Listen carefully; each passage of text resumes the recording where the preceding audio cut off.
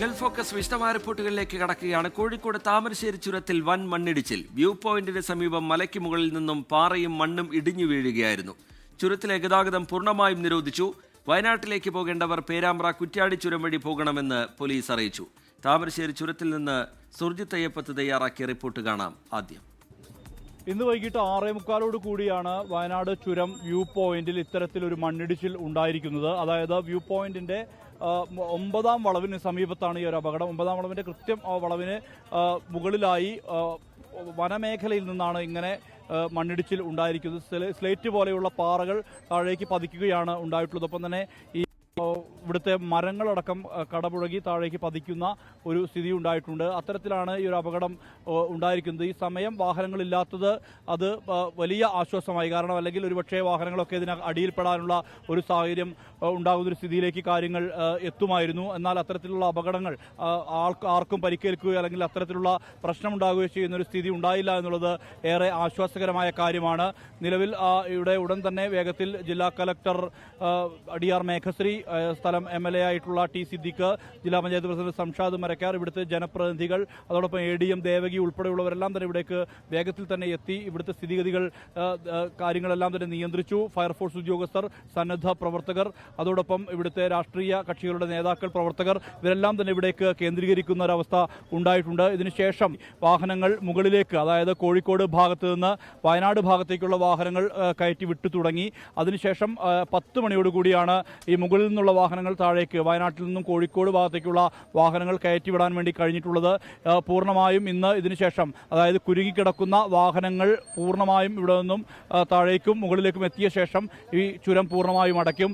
നാളെ പരിശോധനയുണ്ട്. ഇതിന്റെ ഫിറ്റ്നസ് അടക്കമുള്ള കാര്യങ്ങളുമായി ബന്ധപ്പെട്ട പരിശോധനയാണ് നടക്കുക. ഈ പരിശോധനയ്ക്ക് ശേഷമാകും തുടർ നടപടികൾ ഉണ്ടാവുക. എത്രത്തോളം വലിയ രീതിയിലുള്ള അപകടമാണ് എന്ന് സംബന്ധിച്ചുള്ള ഒരു പരിശോധന നാളെയാണ് ഉണ്ടാവുക. ഇന്നിപ്പോൾ വനം വകുപ്പ് ഉദ്യോഗസ്ഥർ ഇതുമായി ബന്ധപ്പെട്ട പരിശോധന പൂർത്തിയാക്കിയിട്ടുണ്ട്. റേഞ്ച് ഓഫീസറായിട്ടുള്ള ഹാഷിഫിന്റെ നേതൃത്വത്തിലുള്ള സംഘമാണ് പരിശോധന നടത്തിയത്. മുകളിൽ നടത്തിയ പരിശോധന എന്താണ് മനസ്സിലാക്കിയത്? മുകളിൽ നമ്മുടെ കോഴിക്കോട് അതിർത്തിയിൽ നിന്ന് ഒരു 30-40 മീറ്റർ താഴോട്ട് അവിടെ നിന്നാണ് ഇടിച്ചിൽ തുടങ്ങിയത്. ഒരു വലിയൊരു പാറയുണ്ട്, അതിൻ്റെ സൈഡിൽ നിന്ന് ചെറുതായിട്ടൊന്ന് ഇടിഞ്ഞ് പിന്നെ അത് താഴോട്ടെത്തിപ്പോൾ വലിയ കല്ലായിട്ട് പോകുന്നതാണ്. അതിൽ വലിയൊരു ഭീഷണി അല്ല, അതൊന്നുമില്ല. വലിയൊരു വെള്ളമൊഴുക്കോ അങ്ങനെയൊന്നുമില്ല അവിടെ. ലാൻഡ് സ്ലിപ്പാണ്. താഴെ നിന്നുള്ള വലിയ കല്ലുകളാണ്. ശരിക്കും ഏതായാലും ഒന്ന് പ്രാഥമിക പരിശോധന പൂർത്തിയാക്കി. രാത്രി ആയതുകൊണ്ടുള്ള ഒരു ബുദ്ധിമുട്ടുണ്ടായി. കുത്തനെയുള്ള സ്ഥലമാണ്. ഓക്കെ. എന്തായാലും ആ പ്രാഥമിക പരിശോധന ഇതിനകം തന്നെ പൂർത്തിയാക്കാൻ വേണ്ടി കഴിഞ്ഞിട്ടുണ്ട്. നാളെ ഈ രാവിലെ ഇതുമായി ബന്ധപ്പെട്ട വെളിച്ചത്തിന്റെ അടിസ്ഥാനത്തിൽ നാളെ ഇതുമായി ബന്ധപ്പെട്ട സ്റ്റെബിലിറ്റി ഉൾപ്പെടെയുള്ള പരിശോധന നടത്തും. ആ പരിശോധനയ്ക്ക് ശേഷം മറ്റ് നടപടികളിലേക്ക് കടക്കും എന്നുള്ളത് തന്നെയാണ് ജില്ലാ കലക്ടർ അറിയിച്ചിട്ടുള്ള കാര്യം. എന്തായാലും നിലവിലിപ്പോൾ കുടുങ്ങിക്കിടക്കുന്ന വാഹനങ്ങൾ പൂർണ്ണമായും ഇവിടെ നിന്നും അപ്പുറത്തേക്കും ഇപ്പുറത്തേക്കും, അതായത് വയനാട് ഭാഗത്തേക്കും കോഴിക്കോട് ഭാഗത്തേക്കുമുള്ള വാഹനങ്ങൾ പൂർണ്ണമായും ഇവിടെ നിന്നും മാറ്റാൻ വേണ്ടി കഴിഞ്ഞിട്ടുണ്ട് എന്നുള്ളത് തന്നെയാണ് നമുക്ക് മനസ്സിലാക്കാൻ കഴിയുന്ന കാര്യം. എന്തായാലും അല്പസമയത്തിനകം തന്നെ ചുരമടയ്ക്കും. ചുരമടച്ച ശേഷം ഇനി നാളെ രാവിലെ ഇതുമായി ബന്ധപ്പെട്ട പരിശോധനയ്ക്ക് ശേഷം മാത്രമേ, മണ്ണ് പൂർണ്ണമായും നീക്കിയ ശേഷം മാത്രമേ ഗതാഗതം പുനഃസ്ഥാപിക്കുകയുള്ളൂ. മനു ദാമോദരനൊപ്പം സുർജിത്ത് അയ്യപ്പത്ത്, 24 വയനാട്. ഇന്ത്യൻ ഉൽപ്പന്നങ്ങൾക്കുമേൽ അമേരിക്ക പ്രഖ്യാപിച്ച 50% ഇറക്കുമതി തീരുവ നാളെ മുതൽ പ്രാബല്യത്തിൽ വരാനിരിക്കെ ആഭ്യന്തര ഉൽപ്പാദനം ശക്തമാക്കാൻ പ്രധാനമന്ത്രിയുടെ ആഹ്വാനം. Make in India, make for the world എന്നതാവണം ഇന്ത്യയുടെ മന്ത്രമെന്ന് പ്രധാനമന്ത്രി പറഞ്ഞു. യുക്രൈൻ യുദ്ധത്തിൽ റഷ്യയുമായി ധാരണയിലെത്താൻ സാധിക്കാത്ത സാഹചര്യത്തിലാണ് തങ്ങൾ ചുമത്തിയ അധിക ഇറക്കുമതി ചുങ്കം നാളെ മുതൽ പ്രാബല്യത്തിൽ വരുമെന്ന് അമേരിക്ക അറിയിച്ചിരിക്കുന്നത്. ഇതിന് മറുപടിയാണ് പ്രധാനമന്ത്രിയുടെ ആഹ്വാനം. ഇന്ത്യ ആഭ്യന്തര ഉൽപ്പാദനം വർദ്ധിപ്പിക്കണമെന്ന് പ്രധാനമന്ത്രി. Make in India, make for the world എന്നതാവണം ഇന്ത്യയുടെ മന്ത്രം. അഹമ്മദാബാദിലെ മാരുതി സുസുക്കി EV പ്ലാന്റ് ഉദ്ഘാടനം ചെയ്താണ് പ്രധാനമന്ത്രി ഇക്കാര്യം പറഞ്ഞത്. റഷ്യയിൽ നിന്നും ഇന്ത്യ എണ്ണ വാങ്ങുന്നത് യുദ്ധത്തെ പിന്തുണയ്ക്കലാണെന്ന് കാണിച്ചാണ് ഇന്ത്യക്കുമേൽ ഓഗസ്റ്റ് 27 മുതൽ 25% അധിക തീരുവ ചുമത്തുമെന്ന് ട്രംപ് ഭരണകൂടം പ്രഖ്യാപിച്ചത്. നേരത്തെ പ്രഖ്യാപിച്ച 25% തീരുവ കൂടി ചേരുന്നതോടെ അമേരിക്കയിലേക്ക് ഇന്ത്യ കയറ്റുമതി ചെയ്യുന്ന ഉൽപ്പന്നങ്ങൾക്ക് ആകെ നൽകേണ്ടി വരുന്ന തീരുവ 50%. നാളെ പുതിയ തീരുവകൾ പ്രാബല്യത്തിൽ വരുമെന്ന് അമേരിക്കയുടെ ഡിപ്പാർട്ട്മെന്റ് ഓഫ് ഹോംലാൻഡ് സെക്യൂരിറ്റീസ് ആണ് അറിയിച്ചത്. റഷ്യയിൽ നിന്നും എണ്ണ വാങ്ങുന്നത് തുടരുമെന്ന് റഷ്യയിലെ ഇന്ത്യൻ അംബാസഡർ വിനയ് കുമാർ വ്യക്തമാക്കി. International desk, 24. സസ്പെൻഷൻ നടപടിയോടെ രാഹുൽ മാങ്കൂട്ടത്തിൽ വിവാദം അവസാനിപ്പിക്കാൻ കോൺഗ്രസ്. വിഷയം അടഞ്ഞ അധ്യായമെന്നും ഇനി ചർച്ചയില്ല എന്നും പ്രതിപക്ഷ നേതാവ് VD സതീശൻ പറഞ്ഞു. ആരോപണങ്ങളിൽ തനിക്കെതിരെ ഗൂഢാലോചന നടന്നുവെന്ന് രാഹുൽ മാങ്കൂട്ടത്തിൽ നേതൃത്വത്തെ അറിയിച്ചു. ആ വിഷയത്തെ പറ്റി ഇനി ഒരു ചർച്ചയില്ല. ആ സബ്ജക്റ്റ് ക്ലോസ് ചെയ്തു. സസ്പെൻഷനോടെ വിഷയം അടഞ്ഞ അധ്യായമായെന്ന നേതാക്കൾ. CPIഎമ്മിനോ BJPക്കോ ഇത് സാധിക്കില്ലെന്ന് ചൂണ്ടിക്കാട്ടിയാണ് കോൺഗ്രസിന്റെ പ്രതിരോധം. എന്നാൽ തനിക്കെതിരെ ഗൂഢാലോചന നടന്നുവെന്ന രാഹുൽ മാങ്കൂട്ടത്തിൽ നേതൃത്വത്തെ അറിയിച്ചു. വിവാദം അവസാനിപ്പിക്കാൻ നേതൃത്വം ശ്രമം നടത്തുമ്പോൾ കോൺഗ്രസ് അനുകൂല സൈബർ ഹാൻഡിലുകൾ തമ്മിൽ തർക്കം രൂക്ഷമാണ്. വിമർശനം ഉന്നയിച്ചതിന്റെ പേരിൽ തനിക്ക് നേരെയുണ്ടായ സൈബർ ആക്രമണത്തിന് മറുപടിയുമായി കോൺഗ്രസ് ഡിജിറ്റൽ മീഡിയ സെൽ അംഗം താര ടോജോ അലക്സ് രംഗത്തെത്തി. പുറത്താക്കപ്പെട്ടവന്റെ ഫാൻസ് അസോസിയേഷനും വെട്ടുകിളികളും നടത്തുന്ന ആക്രമണത്തിൽ ഭയക്കില്ലെന്ന് പ്രതികരണം. സൈബർ ആക്രമണത്തിനെതിരെ കോൺഗ്രസ് നേതാവ് K. മുരളീധരൻ. ഈ സൈബർ ആക്രമണം നടത്തുന്നവർ ഒരു ജോലിയില്ലാത്ത മൂട് താങ്ങിയവ. പാർട്ടിക്ക് വേണ്ടി പ്രവർത്തിക്കുന്നവർക്ക് ഇതിനൊന്നും നേരം കിട്ടില്ല. രാഹുലിനെതിരെ പാലക്കാട് തൊട്ടിൽ കെട്ടി മഹിളാ മോർച്ച പ്രതിഷേധിച്ചു. പ്രതിപക്ഷ നേതാവിന്റെ ഔദ്യോഗിക വസതിക്ക് മുന്നിൽ SFI പ്രവർത്തകർ പോസ്റ്റർ ഒട്ടിച്ചതിൽ പ്രതിഷേധിച്ച കോൺഗ്രസ് പ്രവർത്തകർ മുഖ്യമന്ത്രിയുടെ വസതിയിലേക്ക് മാർച്ച് നടത്തി. 24 തിരുവനന്തപുരം.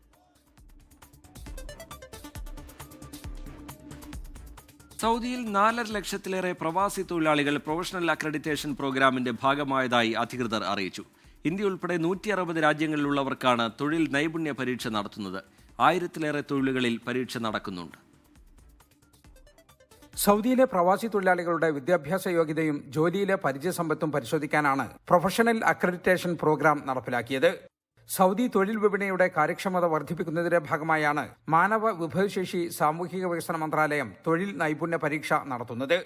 2025 ആദ്യ പകുതിയായപ്പോഴേക്കും 4,60,000-ഓളം പേർ പദ്ധതിയുടെ ഭാഗമായെന്ന് മന്ത്രാലയം അറിയിച്ചു. ഇന്ത്യ ഉൾപ്പെടെ 160 രാജ്യങ്ങളെ പദ്ധതിയിൽ ഉൾപ്പെടുത്തിയിട്ടുണ്ട്. 1000-ലേറെ തൊഴിലുകൾക്ക് ഇപ്പോൾ നൈപുണ്യ പരീക്ഷ നിർബന്ധമാണ്. IT, finance, engineering, logistics, transportation, electrical ജോലികൾക്കെല്ലാം പരീക്ഷ പാസ്സാകണം. കൂടാതെ ഉദ്യോഗാർത്ഥികളുടെ യോഗ്യതാ സർട്ടിഫിക്കറ്റുകളുടെ ആധികാരികതയും പരിശോധിക്കും. പുതുതായി സൗദിയിലേക്ക് വരുന്നവർക്ക് അതാത് രാജ്യത്ത് വെച്ച് തന്നെ പരീക്ഷയ്ക്ക് ഹാജരാകാം.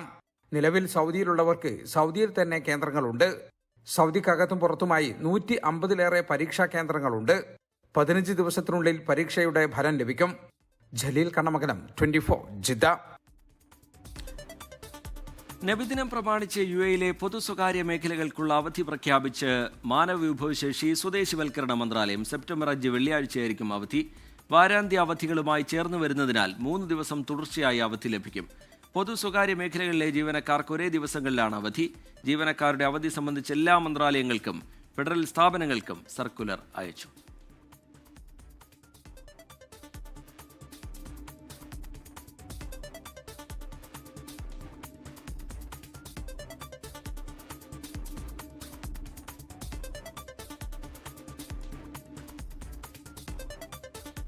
സമൂഹമാധ്യമങ്ങളുടെ ദുരുപയോഗത്തിനും മോശം ഉള്ളടക്കം പ്രചരിപ്പിച്ചതിനും ഒരു കൂട്ടം സോഷ്യൽ മീഡിയ ഉപയോക്താക്കൾക്കെതിരെ നിയമ നടപടിക്കൊരുങ്ങി UAE. നാഷണൽ മീഡിയ ഓഫീസാണ് ഇക്കാര്യം അറിയിച്ചത്. സമൂഹമാധ്യമങ്ങളിലെ ഉപയോഗം ശ്രദ്ധിക്കണമെന്ന് അധികൃതർ വീണ്ടും മുന്നറിയിപ്പ് നൽകി. സമൂഹമാധ്യമങ്ങളിൽ മാന്യമായ പെരുമാറ്റം ഉറപ്പാക്കുക എന്ന ലക്ഷ്യത്തോടെയാണ് കർശന നടപടിയുമായി അധികൃതർ രംഗത്തെത്തിയിരിക്കുന്നത്. UAE-യിൽ സമൂഹമാധ്യമ ഉപഭോക്താക്കൾ ദേശീയ മൂല്യങ്ങൾ ഉയർത്തിപ്പിടിക്കണമെന്നും മാന്യമല്ലാത്ത ഉള്ളടക്കം കണ്ടെത്താൻ പരിശോധന വ്യാപകമാക്കുമെന്നും കഴിഞ്ഞ മാർച്ചിൽ തന്നെ മീഡിയ ഓഫീസ് മുന്നറിയിപ്പ് നൽകിയിരുന്നു. അപകീർത്തികരമോ നിയമവിരുദ്ധമായ ഉള്ളടക്കത്തെക്കുറിച്ച് ഔദ്യോഗിക ചാനലുകളിലൂടെ വിവരം അറിയിക്കണമെന്നും ദേശീയ മീഡിയ ഓഫീസ് അഭ്യർത്ഥിച്ചിരുന്നു.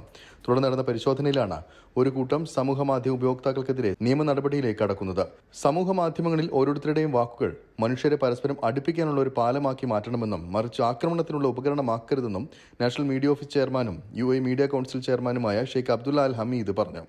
നിയമലംഘനങ്ങൾ കണ്ടെത്താൻ 24 മണിക്കൂറും നിരീക്ഷണം നടത്തുന്നുണ്ടെന്നും അധികൃതർ വ്യക്തമാക്കി. രാജ്യത്തിന്റെ സഹിഷ്ണുത, സഹവർത്തിത്വം എന്നീ നയങ്ങൾക്ക് വിരുദ്ധമായതും ധാർമ്മികതയില്ലാത്തതുമായ ഉള്ളടക്കം സമൂഹമാധ്യമങ്ങളിൽ പങ്കുവയ്ക്കുന്നവർക്ക് 10 ലക്ഷം ദിർഹം വരെ പിഴയും തടവുമാണ് ലഭിക്കുക. സമൂഹമാധ്യമങ്ങളിലെ പോസ്റ്റുകൾക്ക് താഴെ മോശമായ കമന്റുകൾ ഇടുന്നതിനെതിരെയും നടപടിയുണ്ടാകും. 24 ദുബായ്.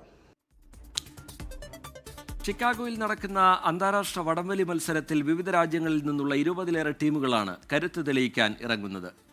ഓഗസ്റ്റ് 31-ന് മോർട്ടൻ ഡ്രോവ് പാർക്ക് ഡിസ്ട്രിക്ട് സ്റ്റേഡിയത്തിൽ അമേരിക്കയ്ക്ക് പുറത്തു നിന്നുള്ള 12 ടീമുകളും പങ്കെടുക്കും. വനിതകൾക്ക് പ്രത്യേക മത്സരം ഉണ്ടായിരിക്കും. വടംവലി മത്സരം മികച്ചതാക്കാനുള്ള എല്ലാ പ്രവർത്തനങ്ങളും പൂർത്തിയാക്കിയതായി tournament committee chairman Cyriac Koovakkattil അറിയിച്ചു. വടംവലി മത്സരത്തിലെ ജേതാക്കളെ ഏറ്റവും വലിയ സമ്മാനത്തുകകളാണ് കാത്തിരിക്കുന്നത്. India press club of North America president Biju Zachariah, മുൻ ഉപദേശക സമിതി അധ്യക്ഷൻ ബിജു കിഴക്കേക്കുറ്റ് എന്നിവരുടെ നേതൃത്വത്തിൽ സംഘടിപ്പിച്ച വാർത്താ സമ്മേളനത്തിൽ സംഘാടകർ വടംവലിയുടെ വിശദാംശങ്ങൾ വിശദീകരിച്ചു. ഈ വർഷം ഏകദേശം 20-ൽ പരം ടീമുകളാണ് പങ്കെടുക്കുന്നത്. അതുപോലെ തന്നെ വനിതകളുടെ വാശിയേറിയ ടൂർണമെന്റ് ഈ വർഷം ഉണ്ടായിരിക്കും. ഈ വടംവലിയുടെ ഓരോ കമ്മിറ്റിക്കാരും അതിന്റെ ഉത്തരവാദിത്തങ്ങൾ കൃത്യമായി ചെയ്ത് ഞങ്ങൾ അതിന്റെ ഒരുക്കങ്ങൾ ഏകദേശം എല്ലാം പൂർത്തിയാക്കി കഴിഞ്ഞിരിക്കുകയാണ്. ഈ പ്രാവശ്യം മൗണ്ടൻ റോവിലുള്ള പാർക്കിലാണ് നമുക്ക് ഈ ഭാരതാമത്തെ വടംവലി നടക്കുന്നത്. ടൂർണമെന്റിന് ശേഷം അതേ പാർക്കിൽ വെച്ച് തന്നെ ഈ സോഷ്യൽ മേള ഒരു ഇന്ത്യ ഫെസ്റ്റ് എന്ന നിലയിലാണ് നമ്മൾ സംഘടിപ്പിക്കാൻ പ്ലാൻ ചെയ്തിരിക്കുന്നത്. സ്ഥല പരിമിതി മൂലം നമ്മൾ 2 ദിവസമായിട്ടാണ് ഈ പ്രോഗ്രാം നടത്തിക്കൊണ്ടിരുന്നത്. ഇവിടെ വളരെ വിശാലമായ ഒരു മൈതാനമായതുകൊണ്ട് ഒറ്റ ദിവസം നമ്മൾ ഈ 2 പരിപാടിയും കൂടി നടത്തുകയാണ്. ടൂർണമെന്റ് വിജയത്തിനായി വിവിധ കമ്മിറ്റികളിലായി 60 പേർ പ്രവർത്തിക്കുന്നതായി സോഷ്യൽ ക്ലബ് പ്രസിഡന്റ് റൊണാൾഡ് പുക്കുംബേൽ പറഞ്ഞു. ഇന്ത്യ ഫുഡ് ടേസ്റ്റ് ഭക്ഷ്യമേളയും അഫ്സലിന്റെ നേതൃത്വത്തിൽ കലാസന്ധിയും ടൂർണമെന്റിന്റെ ഭാഗമായി അരങ്ങേറും. 5000-ലേറെ പേർ പങ്കെടുക്കുന്ന വടംവലി മത്സരം കാണുവാൻ കേരള രാഷ്ട്രീയത്തിലെ പ്രമുഖരും എത്തുന്നുണ്ട്. 24 USA. Middle East oil gas geo sciences കോൺഫറൻസിന് ബഹ്റൈൻ ആതിഥേയത്വം വഹിക്കും. ഒരുക്കങ്ങൾ പുരോഗമിക്കുകയാണ്.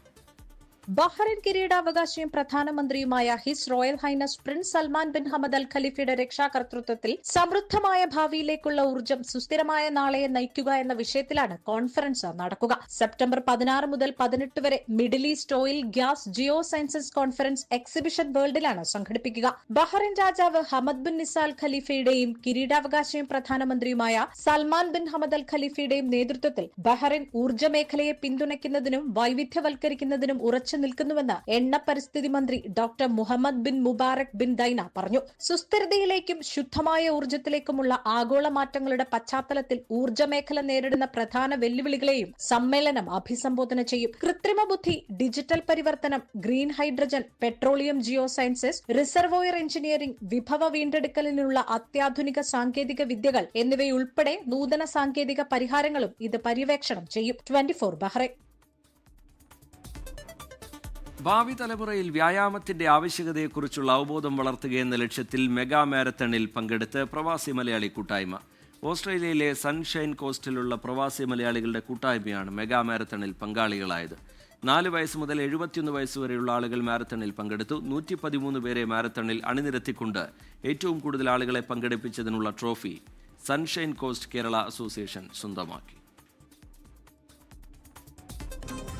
വാർത്തകളിലേക്ക് വീണ്ടും. പൊന്നോണത്തിന്റെ വരവറിയിച്ച് ചരിത്രപ്രസിദ്ധമായ തൃപ്പൂണിത്തുറ അത്തച്ചമയം. തൃപ്പൂണിത്തുറ ബോയ്സ് സ്കൂൾ ഗ്രൗണ്ടിൽ നിന്ന് ആരംഭിച്ച അത്തച്ചമയ ഘോഷയാത്ര നടൻ ജയറാം ഫ്ളാഗ് ഓഫ് ചെയ്തു. 1000-ലേറെ കലാകാരന്മാർ അത്തച്ചമയ ഘോഷയാത്രയിൽ അണിനിരന്നു. 10 ദിവസം നീണ്ടു നിൽക്കുന്ന ഓണാഘോഷത്തിന് തുടക്കം കുറിച്ച് തൃപ്പൂണിത്തുറയുടെ വീഥികളിൽ അത്തച്ചമയ ഘോഷയാത്ര അണിനിരന്നു.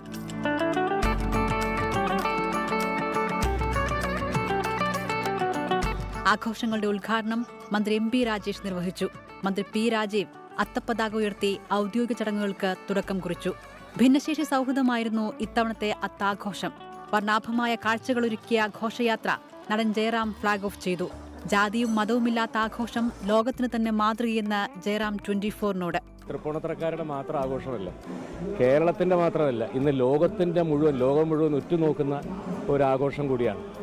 മഹാബലി, പുലികളി, വിവിധ പ്രച്ഛന്നവേഷങ്ങൾ, കളരിപ്പയറ്റ്, പഞ്ചവാദ്യം, തകിൽ, ചെണ്ടമേളം, ശിങ്കാരിമേളം, തമ്പോലമേളം, ബാൻഡ് മേളം, കാവടി, തെയ്യം, ടാബ്ലോ തുടങ്ങിയ ഇനങ്ങളിലായി 3000-ലധികം കലാപ്രവർത്തകർ ഘോഷയാത്രയിൽ അണിനിരന്നു. എല്ലാ പ്രേക്ഷകർക്കും ഒരു പ്രത്യാശയുടെ ഓണം നമ്മൾ നേരത്തെ തന്നെ ആശംസിക്കുകയാണ്. തൃപ്പൂണിത്തുറയിലെ അത്തം നഗറിൽ നിന്ന്, രാജവീഥിയിൽ നിന്ന് ടീം 24. സംസ്ഥാന സർക്കാരിന്റെ സൗജന്യ ഓണക്കിറ്റ് വിതരണം തുടങ്ങി. സംസ്ഥാനതല ഉദ്ഘാടനം തിരുവനന്തപുരത്ത് ഭക്ഷ്യമന്ത്രി GR അനിൽ നിർവഹിച്ചു. തുണിസഞ്ചി ഉൾപ്പെടെ 15 സാധനങ്ങളടങ്ങിയ 6 ലക്ഷത്തിലേറെ ഭക്ഷ്യക്കിറ്റാണ് നൽകുന്നത്. റേഷൻ കടകൾ വഴി നാളെ മുതൽ അർഹതപ്പെട്ട കാർഡുകാർക്ക് കിറ്റ് വാങ്ങാം. സപ്ലൈകോ ഔട്ട്ലെറ്റുകളിൽ പാക്ക് ചെയ്ത സാധനങ്ങൾ റേഷൻ കടകൾ വഴിയാണ് കാർഡുടമകൾക്ക് വിതരണം ചെയ്യുക. തുണിസഞ്ചിയും 14 അവശ്യ സാധനങ്ങളും അടങ്ങിയ ഒരു കിറ്റിന് കയറ്റിറക്ക് കൂലി, ട്രാൻസ്പോർട്ടേഷൻ ചാർജ് അടക്കം ഏകദേശം 710 രൂപയാണ് ചിലവ്. ഓണക്കിറ്റുകളുടെ സംസ്ഥാനതല വിതരണ ഉദ്ഘാടനം ഭക്ഷ്യമന്ത്രി GR അനിൽ നിർവഹിച്ചു. നാളെ മുതൽ റേഷൻ കടകളിൽ നിന്ന് AOI കാർഡുകാർക്കും അവർക്ക് ഏകദേശം 6 ലക്ഷത്തിൽ പരം കിറ്റ് വിതരണത്തിന് തയ്യാറാക്കുന്നുണ്ട്. പൊതുവിപണിയിലെ വിലവർധന പിടിച്ചു നിർത്താൻ ഓണത്തിന് റേഷൻ കടകളിലൂടെ കൂടുതൽ അരി വിതരണം ചെയ്യും. 32 ലക്ഷം വെള്ളക്കാട് ഉടമകൾക്ക് 15 കിലോ അരി 10 രൂപ 90 പൈസ നിരക്കിലും നീലക്കാടിന് നിലവിൽ ലഭിക്കുന്ന അരിക്ക് പുറമെ 10 കിലോയും നൽകും. ചുവന്ന കാടിന് കാടൊന്നിന് 5 കിലോ അരി അധികമായി നൽകും. 445 രൂപയ്ക്ക് നൽകിയിരുന്ന കേര വെളിച്ചെണ്ണയ്ക്ക് 429 രൂപയാക്കി. 349 രൂപയുണ്ടായിരുന്ന ശബരി വെളിച്ചെണ്ണ 339 രൂപയ്ക്കും ലഭിക്കും. സപ്ലൈകോ ഓണച്ചന്തകൾ വഴി ഇന്നലെ മാത്രം 13 കോടി രൂപയുടെ വിറ്റുവരവ് നടന്നു. 24 തിരുവനന്തപുരം. തിരുവനന്തപുരം ആര്യനാട് പഞ്ചായത്ത് അംഗം ശ്രീജയുടെ ആത്മഹത്യയിൽ വൻ പ്രതിഷേധമുയർത്തി കോൺഗ്രസ്. ശ്രീജയുടെ മൃതദേഹവുമായിട്ടായിരുന്നു റോഡ് തടഞ്ഞുള്ള പ്രതിഷേധം. അത് മണിക്കൂറുകൾ നീണ്ടു. മരണത്തിന് കാരണം CPIM നേതാക്കളുടെ വ്യക്തിഹത്യയാണെന്ന് കോൺഗ്രസ് ആരോപിച്ചു. ആര്യനാട് പഞ്ചായത്ത് പ്രസിഡന്റ് അടക്കമുള്ളവർക്കെതിരെ കൊലക്കുറ്റത്തിന് കേസെടുക്കണമെന്നും ആവശ്യമുണ്ട്. Kottakkakam ward member ശ്രീജയുടെ ആത്മഹത്യയിൽ panchayat president അടക്കമുള്ള 4 പേർക്കെതിരെ കൊലക്കുറ്റത്തിന് കേസെടുക്കണമെന്നാവശ്യപ്പെട്ടാണ് കോൺഗ്രസ് പ്രതിഷേധിച്ചത്. ശ്രീജയുടെ മൃതദേഹവുമായി 2.5 മണിക്കൂറോളം ആര്യനാട് ജംഗ്ഷനിലും പിന്നീട് പോലീസ് സ്റ്റേഷന് മുന്നിലും കോൺഗ്രസ് പ്രവർത്തകർ പ്രതിഷേധിച്ചു. ശ്രീജയുടെ മരണത്തിന് പിന്നിൽ CPIM പ്രാദേശിക നേതാക്കളുടെയും പഞ്ചായത്ത് ഭരണസമിതിയുടെയും വ്യക്തിഹത്യ എന്ന ആരോപണത്തിൽ ഉറച്ചു നിൽക്കുകയാണ് കോൺഗ്രസ്.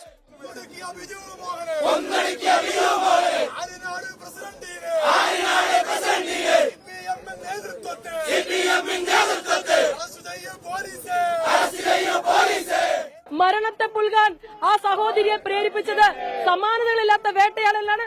പഞ്ചായത്ത് പ്രസിഡന്റ് അടക്കമുള്ളവരെ അറസ്റ്റ് ചെയ്യണം. ആത്മഹത്യാ പ്രേരണയ്ക്ക് പഞ്ചായത്ത് പ്രസിഡന്റ് അടക്കമുള്ളവരെ പ്രതി ചേർക്കാമെന്ന ഉറപ്പിന്മേലാണ് പ്രതിഷേധം അവസാനിപ്പിച്ചത്.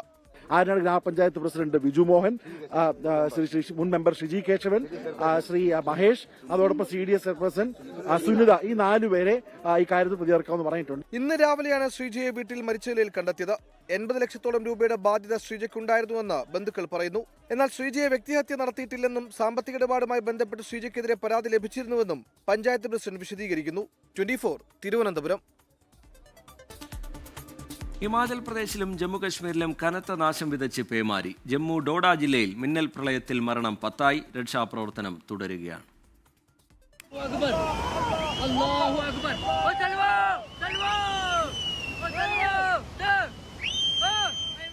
ജമ്മുകശ്മീരിലെ ദോഡോ ജില്ലയിൽ മിന്നൽ പ്രളയത്തിൽ നിരവധി സ്ഥലങ്ങളിൽ വെള്ളത്തിനടിയിലായി. സൈന്യത്തിന്റെ നേതൃത്വത്തിൽ ആളുകളെ മാറ്റിപ്പാർപ്പിക്കുകയാണ്.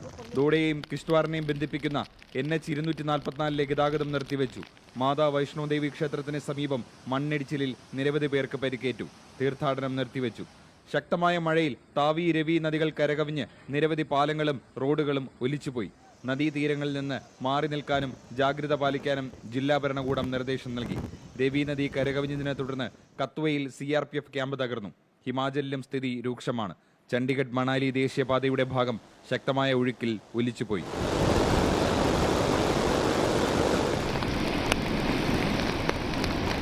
കുളുവിൽ 130 റോഡുകൾ അടച്ചു. 8 ജില്ലകളിലെ താഴ്ന്ന പ്രദേശങ്ങളിലുള്ളവരെ മാറ്റിപ്പാർപ്പിച്ചു. വിദ്യാലയങ്ങൾക്ക് അവധി നൽകിയിട്ടുണ്ട്. അരുണാചലിൽ മണ്ണിടിച്ചിലിനെ തുടർന്ന് ദിറാങ് തവാങ് ദേശീയപാതയിൽ ഗതാഗതം തടസ്സപ്പെട്ടു. പഞ്ചാബിലും ഹരിയാനയിലും റെഡ് അലർട്ട് തുടരുകയാണ്. 24 ഡൽഹി. കോഴിക്കോട് വിജിൽ കൊലപാതക കേസിൽ പ്രതികളുമായി തെളിവെടുപ്പ് ആരംഭിച്ചു. അന്വേഷണം വഴിതെറ്റിക്കാൻ പ്രതികൾ ഉപേക്ഷിച്ച വിജിലിന്റെ ബൈക്ക് റെയിൽവേ സ്റ്റേഷൻ പരിസരത്ത് നിന്ന് പോലീസ് കണ്ടെത്തി. നാളെ പ്രതികളുമായി വിജിലിനെ കുഴിച്ചുമൂടിയ സ്ഥലത്ത് തെളിവെടുപ്പ് നടത്തും.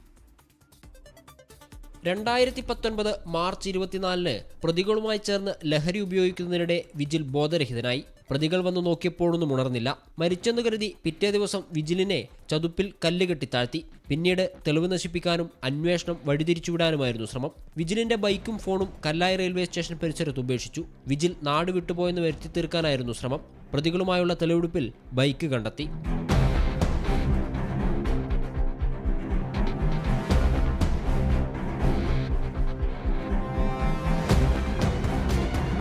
കുഴിച്ചിട്ട് 8 മാസത്തിനു ശേഷം പ്രതികൾ വിജിലിന്റെ മൃതദേഹാവശിഷ്ടങ്ങൾ മാന്തിയെടുത്ത് കടലിൽ ഒഴുക്കുകയും ചെയ്തു. മകനോട് സുഹൃത്തുക്കൾ ഇങ്ങനെ ചെയ്യുമെന്ന് കരുതിയില്ലെന്നും പ്രതികൾക്ക് കടുത്ത ശിക്ഷ കിട്ടണമെന്നും പിതാവ് വിജയൻ. സംഗതി എന്തായാലും വെളിച്ചത്ത് കൊണ്ടുവരണം.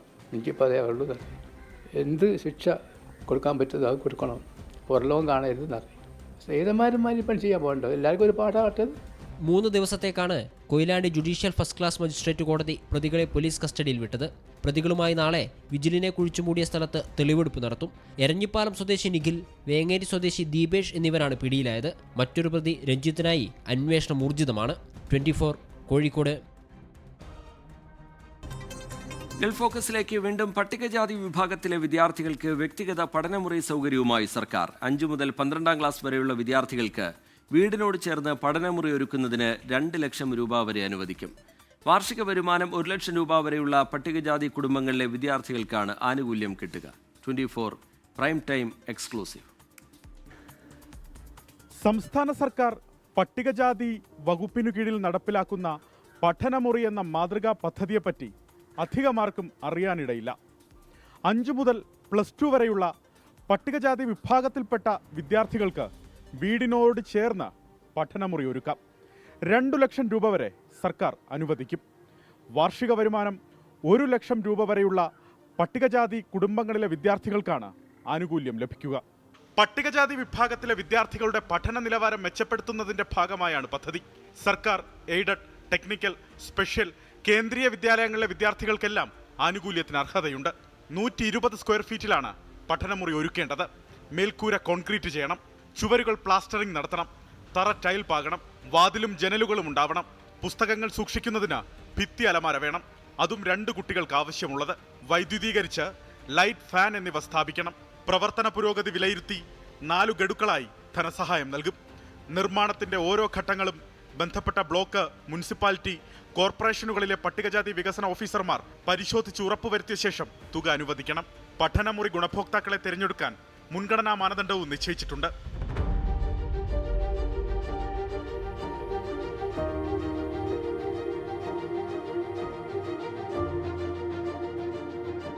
നടപ്പു സാമ്പത്തിക വർഷം 5000 പഠനമുറികൾ നിർമ്മിക്കുന്നതിനുള്ള തുക സർക്കാർ അനുവദിച്ചിട്ടുണ്ട്.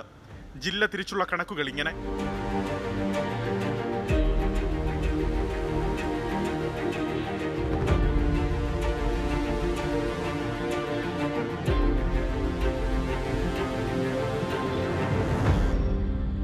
പഠനമുറി നിർമ്മിക്കുന്നതിന് സ്ഥലപരിമിതിയുള്ള കേസുകളിൽ മാത്രം നിലവിലുള്ള വീടിന്റെ മുകളിൽ പഠനമുറി നിർമ്മിക്കുന്ന കാര്യം പരിശോധിച്ച് അനുമതി നൽകാം.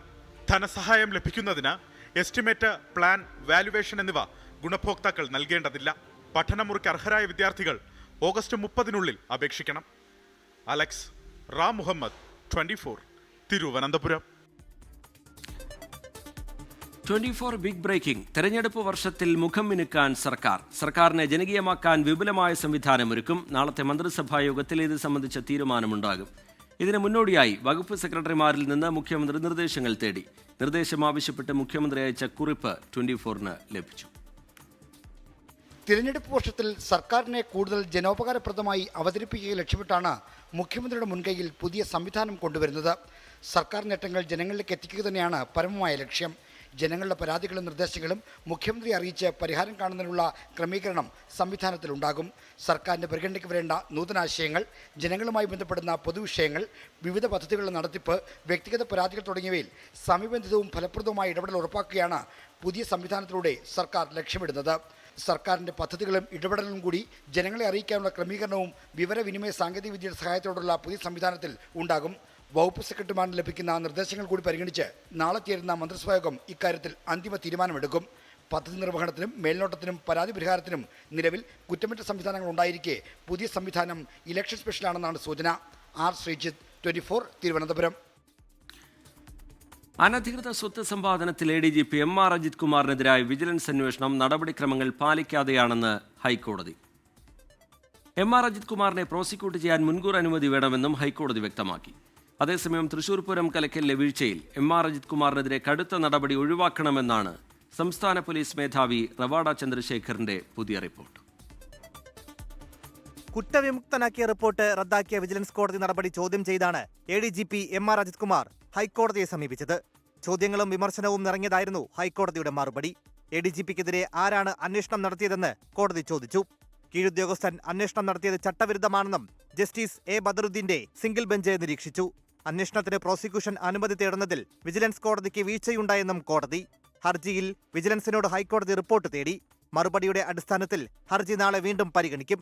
അതേസമയം പൂരം കലക്കലിലെ വീഴ്ചയിൽ MR അജിത് കുമാറിനെതിരെ നടപടി താക്കീതിലൊതുക്കാനാണ് നീക്കം. കടുത്ത നടപടി ഒഴിവാക്കാമെന്നാണ് പോലീസ് മേധാവി റവാഡ ചന്ദ്രശേഖറിന്റെ പുതിയ റിപ്പോർട്ട്. അജിത് കുമാറിനെ നിലവിൽ പോലീസിൽ നിന്ന് എക്സൈസിലേക്ക് മാറ്റിയതിനാൽ സസ്പെൻഷൻ പോലുള്ള നടപടി ആവശ്യമില്ലെന്നാണ് ശുപാർശ. മുൻ പോലീസ് മേധാവി ഷെയ്ഖ് ദർവേഷ് സാഹിബിന്റെ അന്വേഷണത്തിൽ അജിത് കുമാറിന്റെ ഗുരുതര വീഴ്ച സ്ഥിരീകരിച്ചിരുന്നു. 24 കൊച്ചി, തിരുവനന്തപുരം. ഗൾഫ് ഫോക്കസ് പൂർത്തിയാവുകയാണ്. നമസ്കാരം.